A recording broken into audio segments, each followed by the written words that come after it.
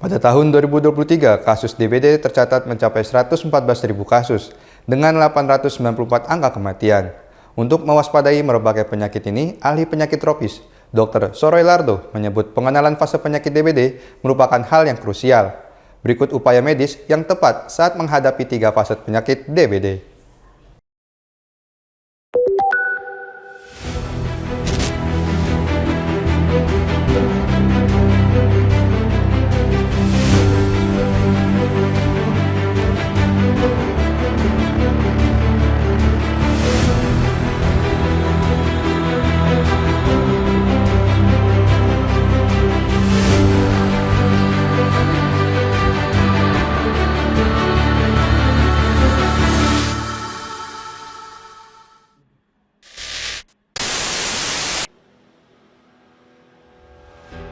Potensi meningkatnya wabah demam berdarah Denggi atau DBD akibat gigitan nyamuk Aedes aegypti perlu diwaspadai khususnya pada musim pancaroba.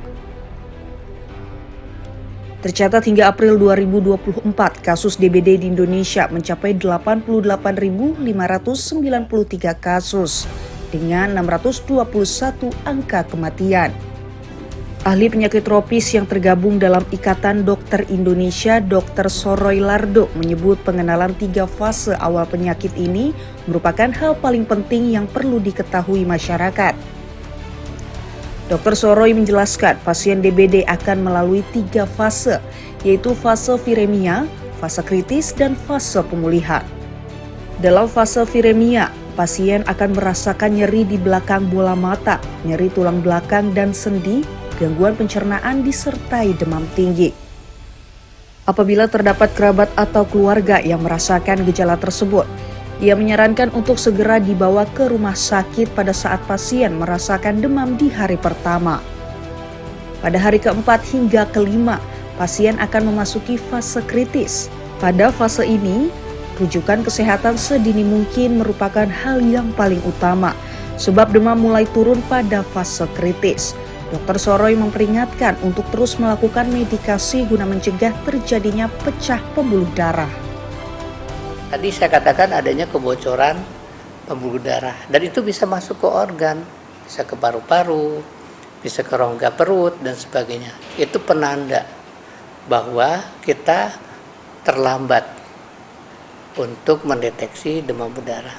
Ya, kalau kondisinya tidak membaik, ya, maka perlu dirawat dengan pemantauan kondisi-kondisi yang tadi saya katakan, trombositnya berapa, kemudian tekanan darahnya stabil atau tidak. Pasien DBD juga akan mengalami dehidrasi akibat melebarnya pembuluh darah yang menyebabkan cairan berpindah keluar dari pembuluh darah ke jaringan. Untuk itu, pemenuhan kebutuhan cairan dan mineral pada pasien sangatlah penting.